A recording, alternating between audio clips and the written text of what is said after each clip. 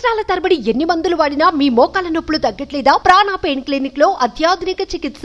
And నిన్న ఇక్కడ CM అయిన మమతా బెనర్జీ గారు ఒకటే విషయం అన్నారు, ఏంది అని అంటే, సో ఆ టైంలో ఈ ఇన్సిడెంట్ జరిగినప్పుడు అక్కడ ఎవరైతే ఈ ఇంటర్న్స్ కానీ, నర్సులు కానీ, ఎంప్లాయీస్ కానీ అక్కడ ఎవరైతే ఉన్నారో వీళ్ళందరి పైన ఎఫ్ఐఆర్ చెయ్యొద్దు, ఎఫ్ఐఆర్ పెట్టొద్దు అనేసి మమతా బెనర్జీ గారు చెప్పడము, దాన్ని ఇక్కడ నేను కలిసిన ఈ ఇద్దరు లాయర్లు అఫెండ్ చేయడము. అంటే వాళ్ళిద్దరు ఏమంటున్నారంటే, ఎందుకు పెట్టొద్దు, వాళ్ళని కూడా ఎఫ్ఐఆర్ లో పెడితే, ఎఫ్ఐఆర్ అంటే it's nothing but we all know it's a first report, అంటే ఫస్ట్ ఇన్సిడెంట్లో ఏం జరిగిందో ఫస్ట్ ఇష్యూ రిపోర్ట్ ఏదైతే ఉంటుందో అది ఇస్తారు.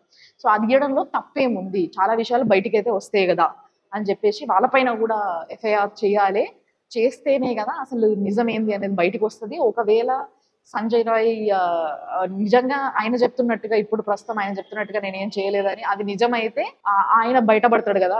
ఒకవేళ అది అబద్ధం అయితే డెఫినెట్లీ సిబిఐ హ్యాండ్ కి వెళ్ళిపోయింది కాబట్టి వాళ్ళు they will take care about this కదా అన్న విషయాన్ని ఇక్కడ అడ్వకేట్లు దాన్ని అఫెండ్ చేస్తూ మాట్లాడుతున్నారు. సో ఇదంతా కూడా ఇంత డిస్కషన్ ఇక్కడ దాదాపు గంటన్నర నుంచి నేను ఇద్దరు అడ్వకేట్లతో మాట్లాడితే తీసుకున్న ఇన్ఫర్మేషన్. సో దీని ఫాలో అప్ ఏం జరుగుతుంది అనేది మళ్ళీ నేను మీకు అప్డేట్ చేయడం జరుగుతుంది. మీరు చూస్తూనే ఉండండి సుమన్ టీవీ. నేను కోల్కతా నుంచి మీ రామలమ్మని మాట్లాడుతున్నా. నెక్స్ట్ ఇప్పుడు నేను ఆ అమ్మాయి వాళ్ళ పేరెంట్స్తో మాట్లాడే ప్రయత్నంలో వాళ్ళ ఇంటి దగ్గరికి వెళ్తున్నా. సో వాళ్ళ ఇంటి దగ్గర కలుద్దాం.